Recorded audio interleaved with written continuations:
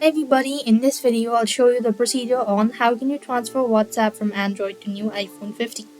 To transfer WhatsApp from Android to new iPhone 15, you want to simply make sure to watch this video right till the end.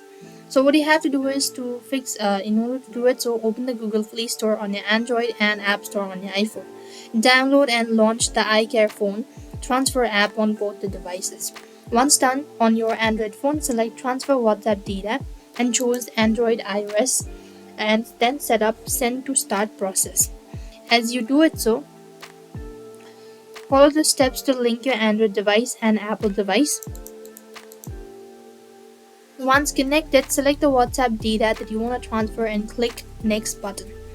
As you do it so, after the transfer is completed, uninstall and reinstall WhatsApp on your new iPhone to access your transfer chat, and this is how it's done.